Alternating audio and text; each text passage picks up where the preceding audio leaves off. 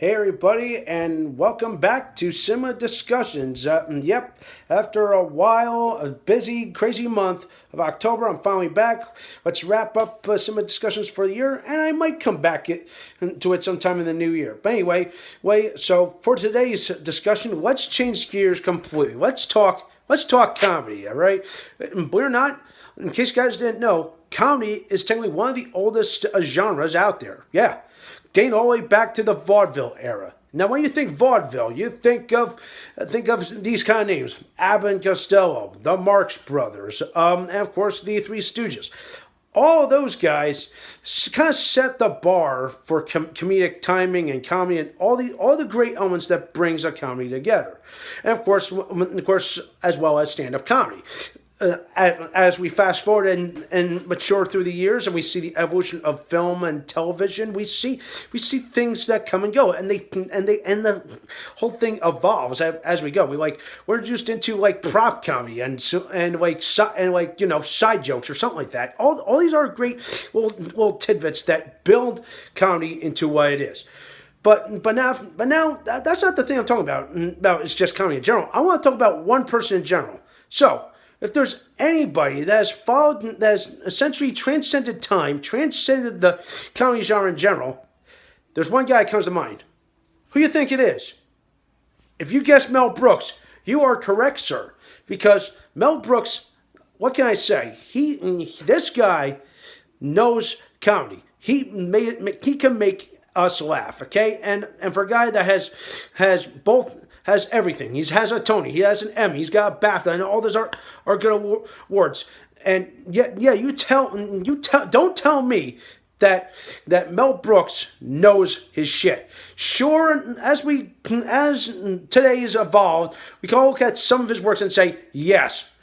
None of these elements, none of these in these movies, none of these movies will ever fly today, because not only was Mel Brooks great making people laugh, but Mel Brooks is also famous for making fun of everything, poking fun of not just religion, but races in general. In fact, like the most controversial comedy that I think everyone will always say is Blazing Saddles. Yes, obviously, because, we have a black guy as the main hero, which we all loved. He is such a great character. But there's a lot of other elements that really pushed the boundary of what he did in that movie. And yes, cultural sensitivity would never let this happen. In fact, I'm hearing that cancel culture has officially said, do not watch any of these movies. They're offensive to everything. They're offensive to women. They're offensive to races.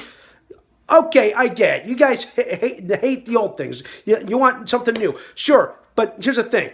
Comedy will try to change, but you can't change the past, okay? What happened, it happened. But of course, here's the thing. It's not just, and here's the thing. Brooks not only didn't just do religion and race and all these other people, he also parodied other genres. Think about this. He parodied historical dramas, like History of the World. He parodied horror, with movies like Young Frankenstein and Dracula Dead and Loving It, the latter of which I definitely recommend. It's fucking hysterical. Oh my God. And then of course, science fiction with, of course, frickin' Spaceballs. Oh my good God. Spaceballs to me is a good one. But if you want to go with his best work to everyone, whether you're a casual person or not, or if you're a theater lover, is of course the Producers. That show. I want to ask you guys, who you guys saw the Broadway show before you saw the movie? I did. Yeah. I enjoyed the show, and the movie made me laugh. There's so many great numbers, and to me, there's that formula there. There's always a formula that Mel Brooks created and started on Broadway, and to me, like it will change. It has changed depending on over time, where it was, like I said, different genres and different settings and all this good stuff. It's like, and of course, always, and the best thing when it comes to comedy is breaking the fourth wall. To me, when it breaks the fourth wall, it brings the audience in, and that's what makes comedy the best escape for all of us. You know what they say? Laughter's the best medicine. This is how Mel Brooks made people laugh. Being able to break the fourth wall with moments like, oh, hey, did you get that? Or my favorite moment is from Spaceballs. When the camera pans in on the Lord Helmet. There's only one man. Derek gives me raspberry. Lone Star, bam! He gets hit in the face. I love that. And my goodness, you could probably take the best of all those movies, throw them into a blender, and you probably would get Mel Brooks' career in a nutshell. Now, of course, yes, there are going to be hypocrites out there saying, yeah, we love his shit, but we love him, but his movies suck. Okay, because they're not culturally sensitive. Don't watch them. Oh God, grow a pair, folks. Just enjoy comedy as is. But sure, time has gone on. To me, other groups have tried to mimic a formula that Mel Brooks has done. One group in mind comes to mind, and that is Monty Python. And of course, hey, British comedy to me I feel like is, I don't know, depending on how you look at it, British comedy I felt like is a little more better, but not as tame, but it is hysterical. Come on, think about this, okay?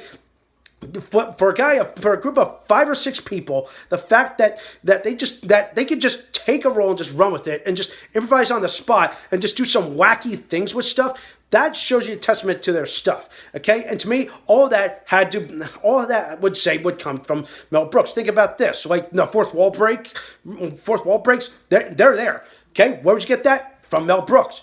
Then of course, like I said, there's another subgenre of comedy that kind of would go with this one. That's the stoner kind of comedy. Movies like Clerks, and of course the Broken Lizard movies. The Super Troopers movies. But to me, those don't really broke the fourth wall. They always kept a good story. That's a separate universe. The movies that really kind of sort of break the fourth wall, but stuff like Clerks like where Silent Bob would address the camera or Jay would address the camera. That kind of brings us in. Okay. Some things work and some things doesn't, okay?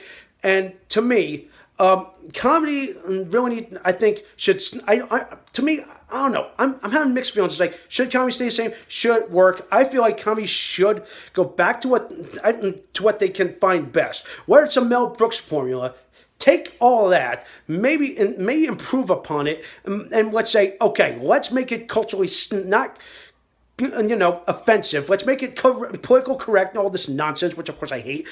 But the point is, you want to make it appease to everyone, okay? You want to get people to laugh, okay? Sure, I could probably go on and talk about other movies that have kind of like fed off certain formulas of comedy in general, or the whole Mel Brooks thing. But yeah, here's something I also point out is that all these movies, most of his works have come out at very good pivotal times of his life. And of course, I don't want to jinx it, but let's hope Mel Brooks lives to be 100 because I would love to see what's next. What can he do next? Even though he's retired, but I would hope that the Mel Brooks estate can do something to keep his legacy lasting, keep giving us laughs. The fourth wall breaks, the funny musical numbers, anything of that nature, I think would work. Okay, but also, as I say, try not to break the glass ceiling of saying, okay, we pushed the envelope, and now we can't go back.